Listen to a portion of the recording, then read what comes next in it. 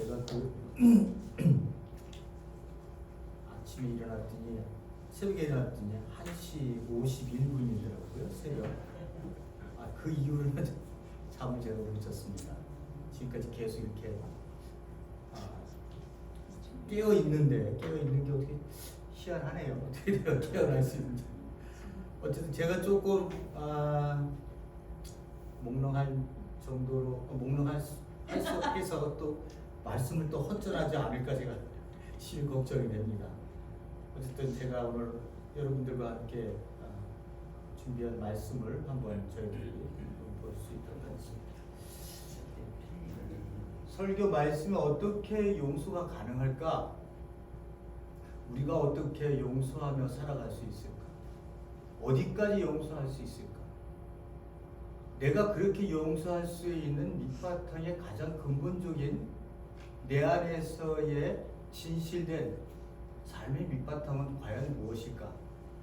라고 하는 것들이 오늘 저희들에게 주어지는 설교의 제목입니다.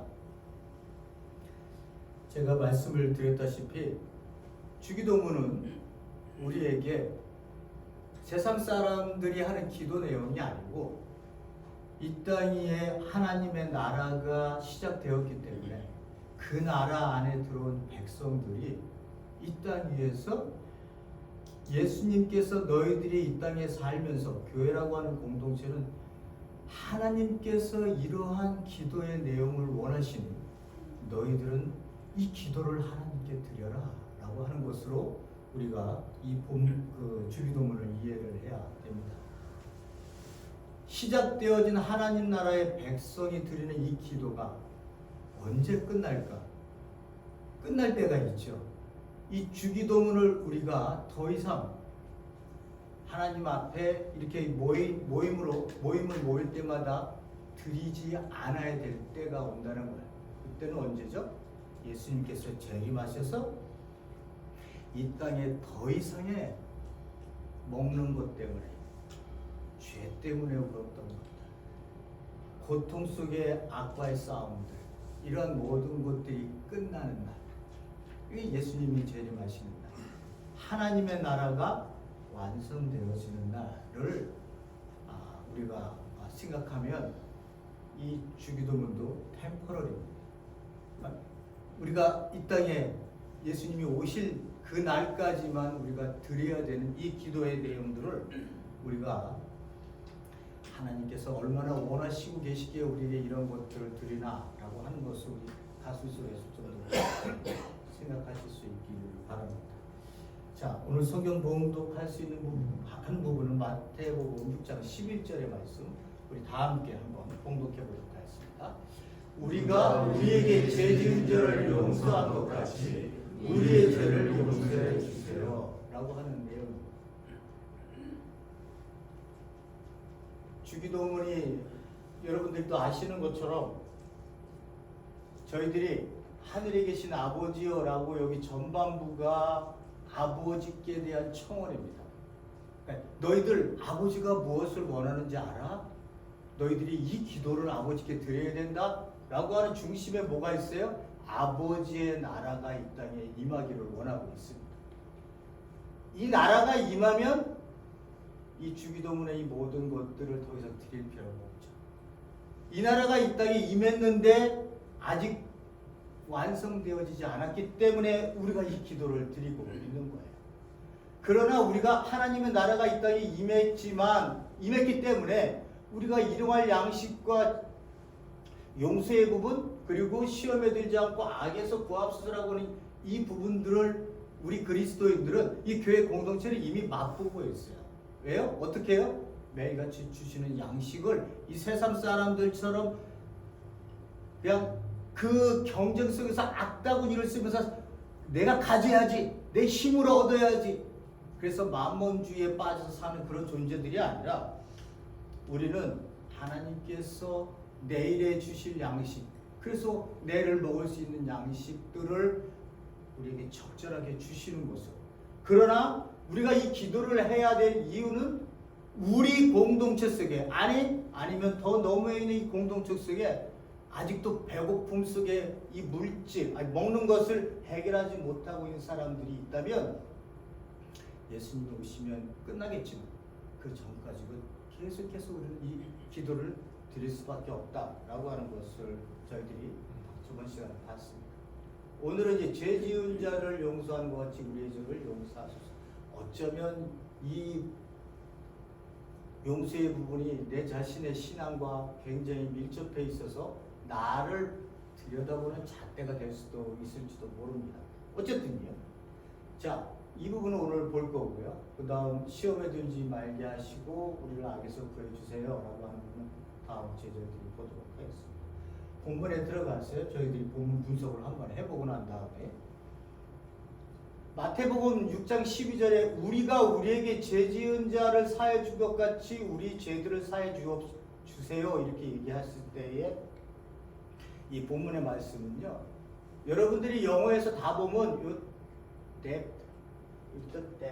이렇게 나와 있습니다. 여기 요게 무슨 뜻인지 아시잖아요. 요거를 빚이라고 하는 거예요. 요거를 빚진 자들. 근데 우리는 어떻게 졌자고요? 죄 지은 자로 이렇게 해석을 해놨습니다. 제가 말씀을 드렸다시피 예수님 당시에는요 헬라 아람어를 썼어요. 아람어를 쓰셔서 예수님도 분명히 아람어를 쓰셨을 겁니다. 그때 호바라고 하는 단어가 있어요. 호바라고 하는 이 단어는요 빚진 자들, 빚에 대한 것들이에요. 그래서 이 호바를 얘기해서 빚진 자들을 얘기할 때에 원문에는 이렇게 나와 있어요. 헬라어는요 이렇게 빚진 자들을 얘기할 때 이 빚이라고 하는 단어가 유대인들에게요 전부 죄라고 하는 개념으로 전부 이해될 수 있었던 당시에 이 단어에 대한 이해가 첫 번째 필요합니다. 여러분들이 생각하시기로 왜 죄를 졌으면 여기다가 신이라고 썼어야지 아니면 시너라고 썼어야지. 근데 뭐라고 썼다고요? 빚을 졌다는 거예요. 빚을 졌다. 빚을 졌다는 의미는 뭐예요? 죄를 졌다는 거예요. 죄를 졌다고 하는 의미는 뭐예요? 네가 하나님께 죄를 졌다는 거예요. 하나님께. 그래서 마태가 읽는 공동체가 유대인 크리스찬들이었기 때문에 이 사람들에게 이렇게 얘기해도 다 알아들었어요. 근데 누가복음 보세요. 누가복음에는 우리 여기를 뭐죠? Our sin 이를 여기를 먼저 썼어. 여기는 sin이라는 단어를 쓰고요. 여기는 indebted라고 하는 단어를 썼습니다. 이게 원문이에요.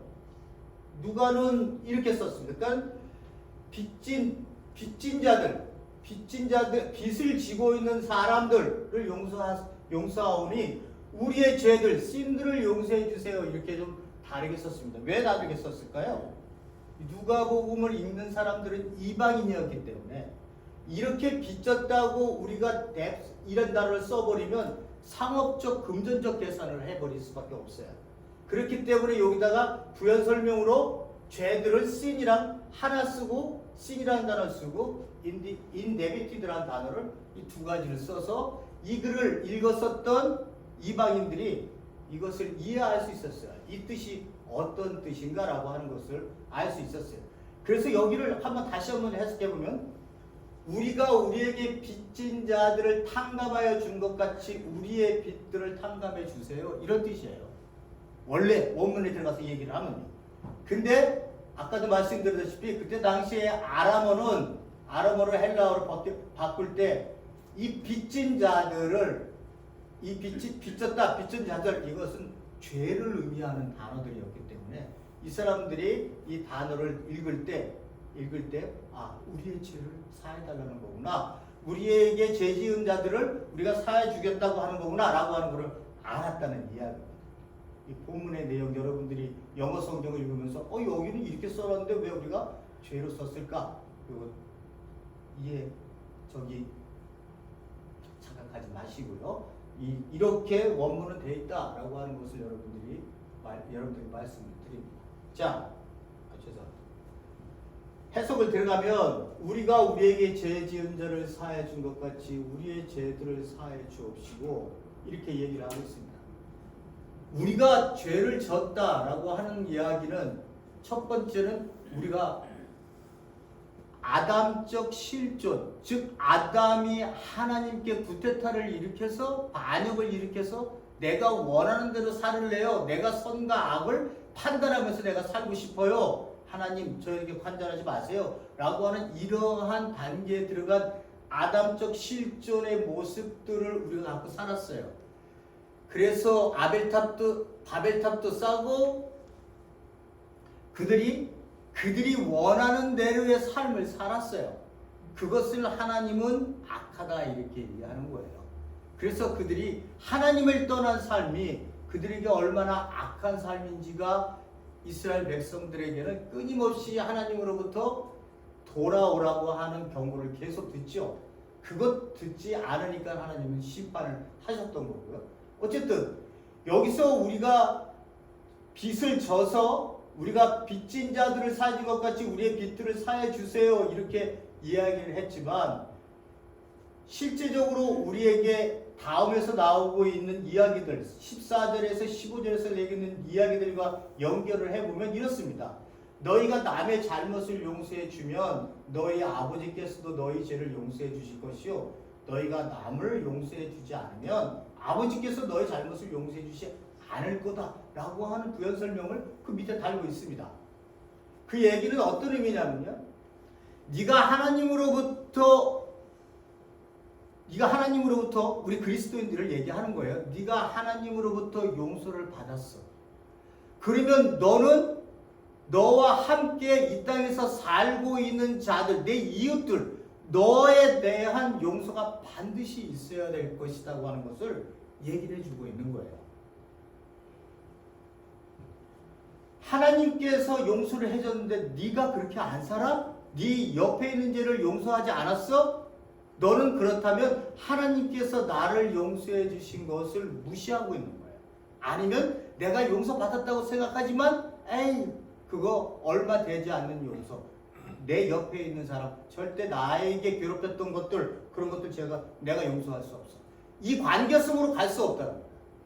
반드시 하나님으로부터 이 죄의 용서를 받은 자들은 반드시 수직적으로 받은 이 은혜가 용서를 받아 은혜를 입은 이 엄청난 은혜를 반드시 수평적인 인간 관계 속 이웃과의 관계 속에서 반드시 드러나게 될 수밖에 없다는 거예요. 교회 공동체가 우리들만 제가 계속 얘기하죠. 우리들만 좋으라고 있으라고 주는 공동체가 아닌 거예요. 은혜를 받았으면 그 은혜를 흘려서 바깥으로 내보내야 되는 존재들이 교회 공동체예요. 그게 일평생 해도 우리는 모자라요. 그런데 우리가 딴짓을 하고 있다면 그건 우리가 하나님께 은혜 받은 게 뭐지? 라고 하는 것으로 바로 다시 들어가야 돼요. 다 구원과 관계 있고 하나님의 은혜와 관계 있고 하나님께서 우리를 용서하셨다는 거에 관계가 있습니다. 이것에 대한 정립이 안 되어 있으면요, 끊임없이 우리끼리 교회끼리만의 생활을 할 수 있다는 거예요. 거기에 대한 예를 잘 보여준 게 있습니다. 한번 말씀을 드렸습니다만은 마태복음 18장의 이야기예요. 자, 하나님이 우리를 용서하셨다. 그 은혜가 내가 그 은혜 때문에 살고 있기 때문에 내가 너의 죄를 내가 용서할 수 있다 라고 하는 이 수직에서의 관계가 수평으로의 관계가 흘릴 수 있는 그 예를 예수님께서 말씀하셨던 마태복음 18장에 나오는 만 달란트와 100데나리온의 이야기를 또 다시 꺼낼 수밖에 없습니다. 베드로가 예수님께서 몇 번 형제가 죄를 지면 몇 번 얘기를 할 거예요. 몇 번을 용서해 줄까요? 랍비들은 3번이었어요. 근데 베드로는 뭐라고 7번 할까요? 완전 숫자 7을 얘기합니다. 그런데 예수님께서는 7번뿐만 아니라 70번을 7번이라 하도록 해요. 이거 뭐 그 숫자 개념은 뭐 2가지로 해석이 됩니다만은 그건 관계없어요. 무한정으로 해주라 이런 말이죠. 와서 몇 번이라도 7을 몇 번이나 얘기하시죠. 몇 번이나. 이 얘기는 완전 끝도 없는 거야. 너는 너에게 죄를 지은 자에 대해서는 3번도 아니고 7번도 아니고 무조건 많이 해줘라. 그러면서 예수님께서 하나님 나라, 하늘 나라는 마치 자기 정도가 셈을 하려는 어떤 왕과 같다라고 얘기하시면서 이 만달란트 빚진 자와 그리고 100데나리온 빚진 자를 이야기를 하고 있습니다. 자, 보십시오. 하나님의 나라는 하나님의 통치를 받는 자들은 하나님의 통치하심은 이런 뜻이라고 말씀드렸죠. 만달란트는 제가 여기서 말씀을 드렸다시피 이거는 우리의 사고의 그 개념의 돈이 아니에요. 제가 말씀을 드렸다시피 이 유대인들이요, 갈릴리와 베레아 지방에서 그들이 1년 거두는 세금이요 200달란트였어요. 유대인 전체들이 다 유대 전체에서요 1년 동안 걷어들인 세금이 얼마인지 아세요? 600달란트예요. 근데 여기 뭐라 그래요? 10,000달란트. 어마어마하게 큰 돈. 이거는 갚을 수도 없어. 갚을 수도 없어. 그러니까 그리스도 백성들 교회에 와서 예배를 드리고 있는 사람들은 이 10,000달란트를 빚을 졌던 사람들이에요. 졌던 사람들. 이 사람이 어떻게 해요? 왕 앞에 끌려왔어요. 거기서 돈을 갚으라니까 돈이 없다고 못 갚는다고. 참아달라. 무릎을 꿇고 참아주세요. 다 갚겠습니다. 못 갚아요. 자기 자식들을 다 팔아도요 못 갚아요. 자식을 팔 수 있었던 유대법은 아니었고요. 만약에 노예 한 사람을 판다 하더라도 제가 거기 보니까 500 한 그 노예에 대해서 500데나리온밖에 되지 않아요. 그러니까 가족 식구들 다 팔아도 안 되는 거예요. 유대법으로는 되어 있지도 않지만 못 갚는 거예요. 못 갚아요. 그래서 주인은 종을 불쌍히 여겼어요. 가볍게 여겨서 그를 놓아주고 빚을 탕감해 주었어요. 우리가 그 사람이에요. 우리가 그 사람이에요. 이거 지금 해석을 알기 때문에 제가 우리 쪽으로 바로 적용해 들어가는 거예요. 교회에 오는 사람들이 전부 이런 사람들이에요. 그러니까 교회 와서 잘난 척하면 되겠어요? 내가 목사라고 잘난 척하면 되겠어요? 내 말에 무조건 따르라고 얘기하면 되겠어요? 하나님 앞에 다 똑같은 도토리 키재기의 인생들이에요. 하나님 앞에 죄를 졌으면 뭐 얼마나 그렇게 많이 졌고 하나님 앞에 죄를 안 졌으면 뭐 얼마나 많이 안 졌어요. 전부 똑같은 거예요. 10,000달란트. 우리는 갚을 수 없는 그러한 그 이유가 있죠. 그죠? 예수님께서 어떻게 했어요? 내가 들어가야 될 죽음의 자리를 그 사지의 십자가를 예수님이 대신 들어갔어요. 그게 10,000달란트 빚진 자들 우리의 가슴 속에 있어야 되는 우리 그리스도인들의 모습입니다. 네. 자, 이 사람이 어떻게 했나 보세요. 이 사람이 나가서 100데나리온 빚진 동료 하나를 100데나리온은 한 데나리온은 하루의 품삯이에요. 100일이에요. 100일 동안 일하면 받을 수 있는 금액입니다. 10,000달란트에 대해서는 비교할 수도 없는 돈이에요. 이 돈은. 근데 만나자마자 어떻게 했다고요? 멱살을 붙들었어요. 그러니까 10,000달란트의 빚을 탕감받은 사람이 자기한테 100데나리온 빚진 자의 동료를 만나자마자 멱살을 붙들었어요. 이게 가능한 일일까? 여러분들은 그렇게 하실 수 있으세요? 멱살을 잡고 내게 빚진 것을 갚아라. 이 사람도 똑같이 엎드려서 간청했어요. 참아주세요. 내가 갚겠습니다. 그런데 자기는 10,000달란트를 그렇게 얘기해서 불쌍히 여겨서 그를 모든 빚을 탕감해 줬는데 이 100데나리온 진 사람은 멱살을 잡고는 간청하고 있는 사람에게 듣지도 않고 어떻게 해요? 감옥에 집어넣습니다. 다 갚을 때까지 못 나가요. 그 다음 왕이 어떻게 했나 보세요. 왕이 종들이 이 광경을 보고 딱히 여기서 가서 주인에게 이 일을 다 얘기했어요. 주인이 종을 다시 불렀어요. 그리고선 첫 마디가 이렇게 얘기해요. 악한 종, 너가 애원하기에 내가 너에게 빚을 다 탕감해 주었다. 내가 너를 불쌍히 여긴 것처럼 너도 너 동료를 불쌍히 여겼어야 할 거 아니야. 주인이 노하여 그를 형무소 관리에게 넘겨주고 빚진 것을 다 갚을 때까지 가두어 두게 하였다. 다시 만달란트 가진 자, 만달란트 빚진 자는 다시 주인에게 악한 종으로 지칭을 받으면서 어디로 들어갔다고? 다시 감옥에 들어갔어요. 그런데 이렇게 얘기해요. 너희가 각각 진심으로 자기 형제 자매를 용서해 주지 않으면 나의 하늘 아버지께서 너희에게 그와 같이 하실 것이다. 이렇게 얘기하였어요. 봐보세요. 수직적으로 만달란트 빚진 자를 하나님께서 용서해 주셨어요. 그런데 이 만달란트 빚진 자가 자기 옆에 있는 이웃을 100다나리온 진 자를 용서해 주지 않았어요. 이것은 하나님의 관점에서 보면 있을 수 없는 일이에요. 있을 수 없는 일이에요. 어떻게 네가 그 만달란트를 그 엄청난 은혜를 입었는데 그 엄청난 은혜는 100데나리온을 수천 번 수만 번을 네가 끌어안고 포용을 해도 네가 용서할 수 있는 그러한 사람을, 네 형제를, 네 이웃을 너는 어떻게 멱살을 잡을 수 있니? 그리고 어떻게 감옥에 뒤집어놓을 수 있니? 너는 은혜를 모르는 자야. 그러니 내가 다시 너를 어떻게 해요? 감옥에 집어넣는 거야. 악한 종이라고 얘기하시면서.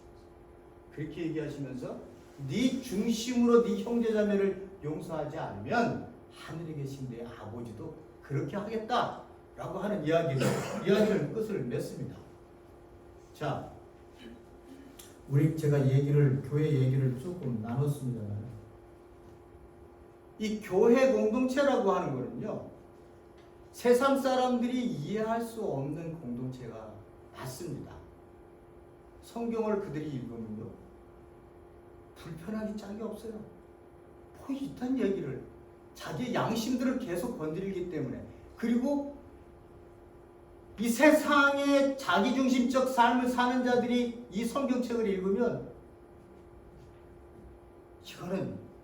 이거는 무슨 뭐 성인군자라 그렇게 살 수 있는 사람들이지라고 생각할 수밖에 없는 대하고 싶지 않은 책이에요.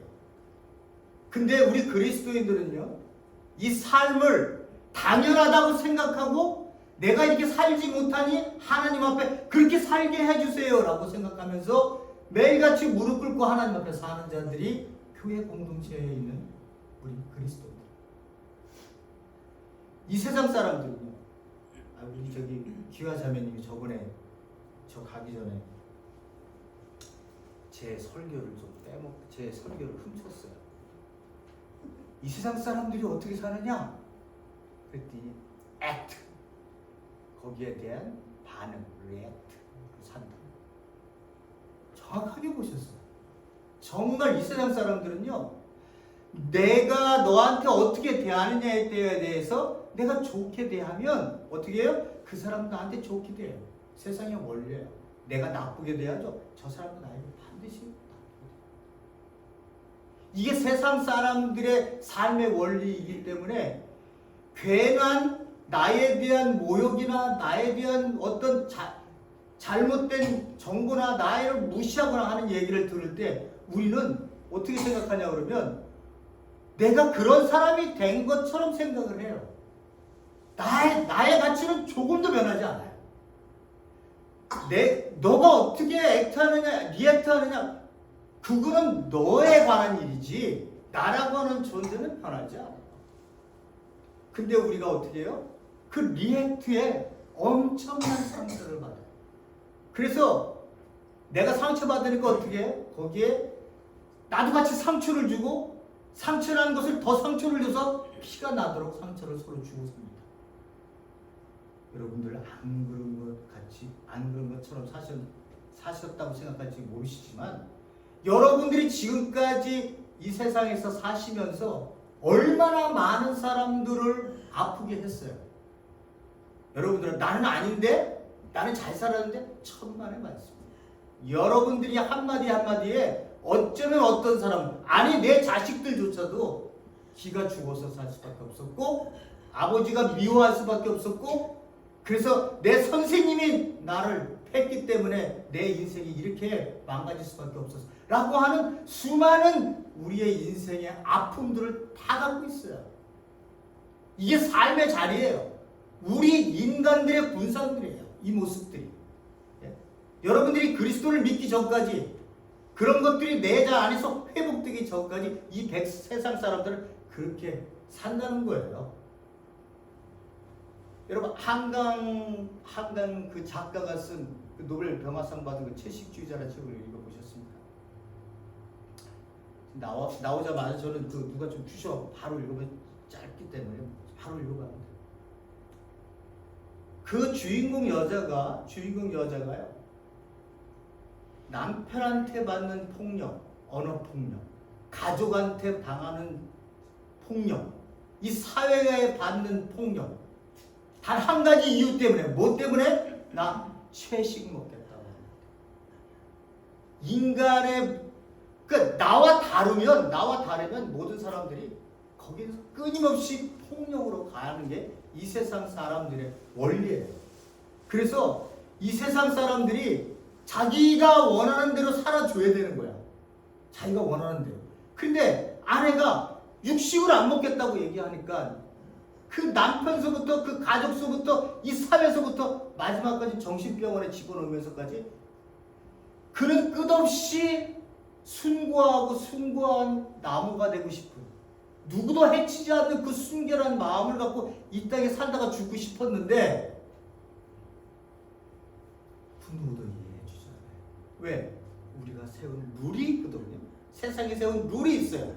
그 룰에 어긋나면 뭐가 와요? 언어 폭력서부터 시작해서 진짜 힘의 폭력까지 들어오고, 사회는 더 큰 조직적인 폭력으로 한 사람의 인생을 망가뜨려요. 우리가 그런 세상에 살았어요. 여러분들이 그러한 삶을 다시 한번, 만약에 그런 생각이 안 드신다면 다시 한번 내가 어떻게 살았나를 잘 생각해요. 그런 자가요, 하나님께서 부름을 받아서 여러분들이 하나님으로부터 제 용서를 받았어요. 그 삶이 얼마나, 지금 와서 보니까 그 삶이 얼마나 끔찍했다고 하는 것을 이제서야 내가 몸부림치면서 알게 됐어요.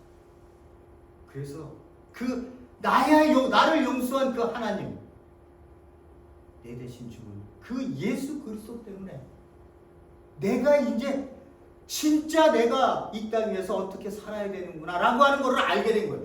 종교적으로 뭐 구원받았다고, 이제 나 구원받았어, 그래, 이런 얘기 하시지 마시고요. 내가 하나님이 이 땅에 왜 살게 이 땅에 보내신 이유를 이제야 알았어 라고 하는 이 내 마음의 안에서의 이 고백이, 나 구원받았어, 예수 믿으니까 천당 간대, 이런 얘기하고는 차원이 다른 거예요. 왜? 내가 여기서 이렇게 하나님이 나를 살리신 이유가 있었구나. 예수가 나를 위해 이 죽은 건 내가 이제 언제 어떻게 갚지? 내가 이제 어떻게 살아야 되지? 그 엄청난 은혜를 내가 어떻게 살아내야 되지? 왜 하나님은 이 땅에 남겨주셨지? 교회 공동체는 뭐라고 이 땅에 하라고 이 땅에 남겨있는 거지? 이건 삶의 문제지요. 삶의 문제인 거예요. 다시 한번 얘기해. 삶의 문제인 거예요. 우리 삶의 문제. 네? 하나님이 예수 믿고 3일 만에 부활하시고 뭐 이렇게 믿었더니 너 천당 간대, 이러한 교리를 얘기해서 너희들에게 머리에 집어넣고 그래서 종교생활을 하고 이 땅에 남겨놓은 게 아니라, 교회 공동체가 너 1만 달란트의 그 빛을 탕감받은 그 은혜는 너가 네 쪽에서 한번 생각해봐라. 하나님이 부르시기 전의 삶을 너가 한번 생각해 보라. 내가 얼마나 수많은 사람들을 짓밟고 욕하고 인간 무시하고 돈 없다고 무시하고 못 배웠다고 무시하고 세상적 가치관으로 얼마나 많은 사람들을 우리가 그렇게 왔어요. 그런데 너 인간 됐어. 내 안에 와서 또 인간 된 거야. 또 이제는 내가 너와 함께해서 내가 이 땅에 생명을 예수 그리스도를 통해서 준 이 생명이 뭔지를 너는 이제 알게 된 거야. 그 생명을 이 땅에 살아내야 되는 거야. 그 생명을 사는 자들이 모인 게 교회인 거야. 이 교회 공동체는 그래서 우리의 죄를 우리가 사해 준 것처럼 이웃도 사해 줘야 되는 거야. 여기에서 우리가 오해할 수 있는 내가 그렇게 하면 조건절로 이렇게 내가 그렇게 하면 너 사함 받을 수 있어. 이렇게 우리가 이 부분을 해석할 수 있는데요. 그 부분을 그렇게 해석하는 부분이 아니라 어떻게 해요? 그건 이제 어떤 요아킴 에레미야스라고 하는 신학자가 그 셈족 언어에 대해서 굉장히 해박한 지식 갖고 있는 사람이 내놓은 거예요. 너가 네 이웃을 그러니까 저 입장에서 얘기를 하는 거예요. 하나님, 제가 제 이웃을 용서했습니다. 그와 동시에 저를 용서해 주세요. 이렇게 동시성을 가지고 있는 거예요. 동시성을 가지고 있다고 이 해석을 하고 있습니다. 아람어 자체가 그런 현재의 그런 해석이라는 거예요. 그러니까 조건이 아니라 내가 하나님으로부터 1만 달란트의 비탄감을 받은 그 말할 수 없는 엄청난 은혜를 받은 자라면 그와 동시와 함께 나는 이제 어떻게 해요? 너 100다나리온을 빚을 진 자를 멱살을 잡을 게 아니라 함께 품고 내가 너가 나에게 진 그 빚, 진 빚, 이 죄죠. 이 죄 필요 없어. 우리는 함께 살 수 있는 거야. 함께 더불어 살자. 우리 하나님이 무엇을 우리에게 요구하는지 그 생명이 뭔지를 우리 이 땅에 우리 함께 더불어 살자구나 라고 하는 것으로 연결이 될 수밖에 없다. 우리 그리스도인들이 이 삶을 이 땅에 살아내기 위해서 지금 이렇게 우리가 교회에 와서 뭐 말씀 듣고 찬양하고 기도하고 선교사님들을 섬겨 나가시는 그렇게 하시는 거죠. 우리가 교회 십자가 건물 지으려고 그 목적이 우리가 거기에 있어요. 삶은 삐뚤어지고 성도들은 더 욕심적이고 목사들은 더 이기적이고 권력적이고 이런 거 하라고 교회에 이렇게 모이는 거 아니잖아요. 삶의 반대를 하나님께서 우리에게 생명을 살으라고 우리에게 얘기하고 있는데 우리가 그렇게 살면 되겠냐 이거죠.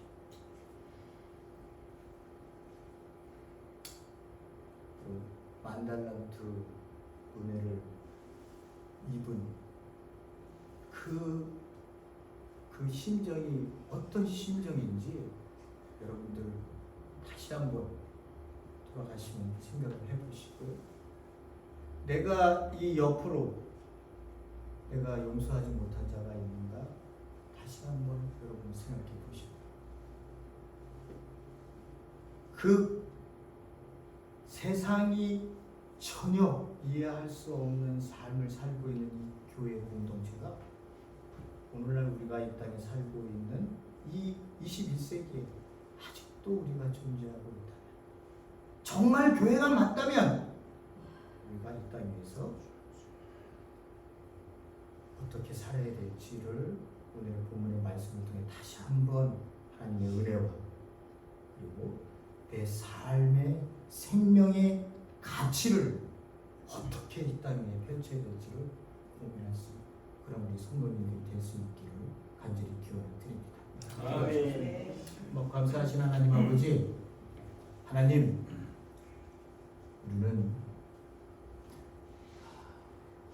하나님께 찬양하고 하나님께 기도하고 하나님께 헌금을 드리면서 우리는 우리의 할 일을 다 했다고 생각하는 그러한 모습으로 살 때가 너무 많이 있습니다. 예배를 드리고 나면 아 오늘 해야 될 일 다 했구나 라고 생각하는 그러한 종교 생활이 전부인 것처럼 그렇게 삶을 사는 자들이 있습니다.